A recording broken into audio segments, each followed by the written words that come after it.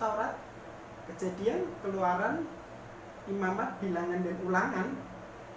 Dan khusus untuk sesi ini kita akan lanjutkan setelah Taurat itu adalah kitab sejarah. Memang seperti yang saya sampaikan di awal, kitab PL terbagi kitab Taurat, kitab sejarah, kitab syair, dan kitab nabi. Kita sudah selesai kitab Taurat. Dan kita masuk sesi kedua, itu bagian dari kedua itu adalah kitab sejarah. Dan dalam kitab sejarah kita awali dengan kitab Yosua. Saudara sekalian, terkait judul kitab Yosua, bahwa judul kitab Yosua diambil dari nama tokoh utamanya, yaitu Yosua, anak Nun, abdi Musa, sebagai judul kitab. Jadi judul kitab ini diambil dari tokoh yang ada di dalam kitab Yosua itu sendiri. Nah, mari kita akan belajar atau melihat lebih jauh tentang tahun penulisan. Nanti kita akan lihat tentang Yosua ya. Untuk tahun penulisannya, memang kitab ini ditulis oleh Yosua. Berdasarkan pasal 8 ayat 32, saya akan membacakan untuk saudara sekalian. Dan di sanalah di atas batu-batu itu, di atas, bentar, ini sepertinya kurang kelihatan.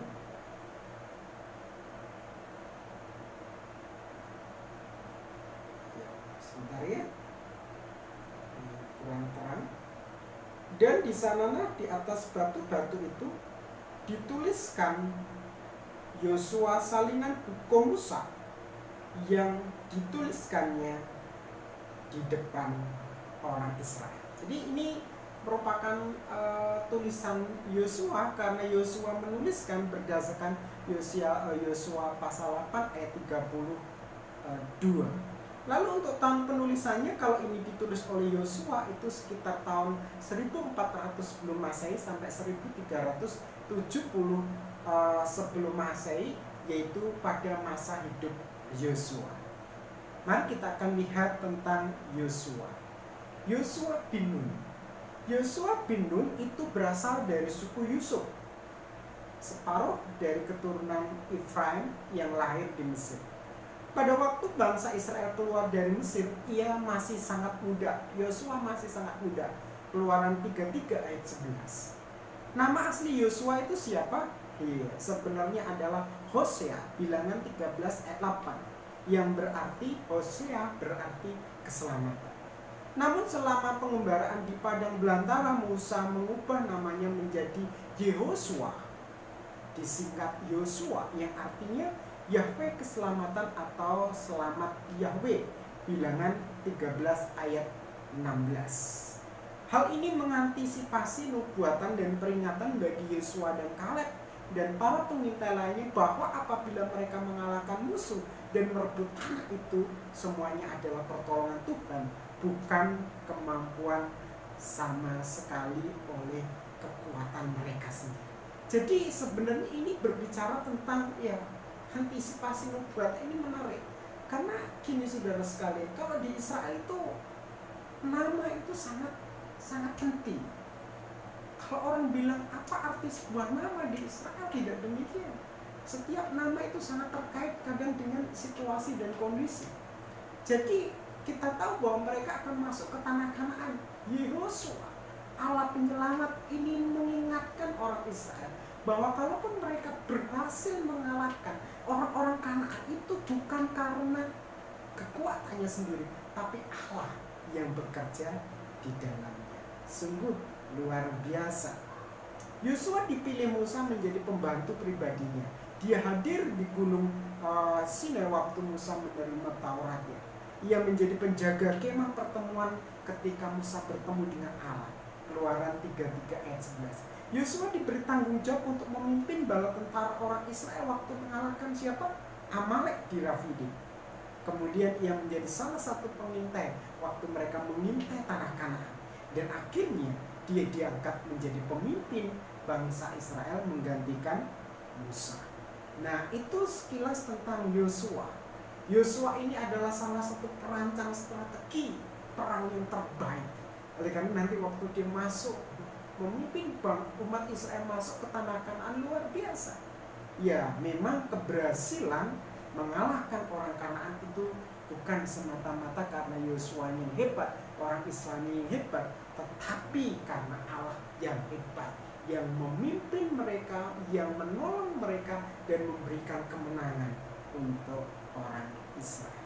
Itu sekilas tentang boleh dibilang tentang Yosua. Dan mari kita akan lihat untuk tujuan kitab ini. Apa sih tujuan kitab Yosua ini ditulis? Yang pertama untuk menunjukkan kesetiaan Allah kepada umatnya, covenant-nya. Dimana kalau kita lihat nanti bagaimana Tuhan itu campur tangan memimpin, khususnya waktu umat Israel itu menghadapi situasi yang sulit, peperangan yang hebat, waktu mereka mengalahkan orang-orang Kanaan. Kita tahu di awal bahwa orang Kanaan itu bukan orang biasa. Bahkan waktu 12 pengintai itu melihat mereka itu seperti belalang dan orang itu ya seperti raksasa. Nah, seperti itu. Tetapi kita perlu ingat akan janji Allah bahwa Abraham itu memang sudah mendapatkan janji bahwa keturunannya akan banyak dan mereka akan diberikan negeri, dan negeri itu adalah Kanaan, dan pasti Tuhan menepati janjinya. Oleh karena itu pada saat orang Israel masuk ke tanah Kanaan, memang kita tahu tantangan rintangan berat, tetapi janji Allah harus digenapi, dan akhirnya memang orang Israel itu berhasil masuk ke tanah Kanaan. Karena apa? Kesetiaan Allah akan umatnya yang memberikan kemenangan kepada umatnya. Tema kitab ini yaitu pendudukan, penaklukan, dan pembagian tanah perjanjian. Ini sesuai dengan apa yang Tuhan janjikan kepada Abraham untuk memberikan negeri yang akan dijanjikan kepada negeri Kanaan bagi Abraham dan keturunannya. Nah, mari kita lihat lebih jauh. Kalau kita lihat isi kitab Yosua, jelas di situ diceritakan bagaimana orang Israel masuk ke tanah Kanaan dan mengalahkan orang-orang Kanaan. Mereka berhasil merebut tanah itu sesuai dengan janji Allah. Dan akhirnya setelah mereka menduduki, menaklukkan, mereka membagi tanah perjanjian ini kepada 12 suku Israel sesuai dengan janji Allah. Untuk garis besarnya, pasal 1-5 ini penyerbuan ke tanah Kanaan, di mana pasal 1 pengangkatan Yosua sebagai pengganti Musa. Lalu pasal 2 bagaimana mereka mulai menyerang kota Yeriko. Dan kalau kita lihat di pasal berikutnya memang ya ada pasal 45 itu peringatan dan pentahbiran orang Israel setelah mereka ya boleh dibilang gagal mengalahkan Ai. Dan seterusnya pasal 5-12 bagaimana mereka menaklukkan tanah Kanaan. Ya, pasal 5 persyaratan untuk menang. Penyerbuan di pusat, di selatan, di utara, dan ya akhirnya kita lihat orang Israel beroleh kemenangan dan mengalahkan bangsa Kanaan. Lalu setelah mereka itu mengalahkan, menaklukkan, membagi tanah Kanaan, pasal 13 sampai pasal 31. Bagaimana akhirnya tanah-tanah Kanaan itu dibagi kepada 12 suku Israel. Dan di sini pembagian sudah jelas di pasal 13 sampai pasal 31. Nah, saudara sekalian, akhirnya ditutup dengan pasal 22 sampai 24 ya, 21 maksudnya tadi. Di situ ada pidato terakhir Yosua, dan akhirnya memang kalau kita lihat pesan terakhir Yosua kepada orang Israel. Nah, itu sekilas isi dari kitab Yosua. Ya, saudara sekalian, apa yang sudah saya jelaskan supaya dipahami dan saudara bisa menambah wawasan, ada diktat yang saya sediakan, saudara bisa baca itu, dan juga saudara bisa lihat di blog saya, boleh dibilang kitab perjanjian lama, Old Testament Bible Studies, maksud saya Old Testament Bible Studies blogspot. Itu di sana juga saya jelaskan ada diktat-diktat saya terkait dengan materi-materi ini. Saya rasa itu Tuhan Yesus memberkati.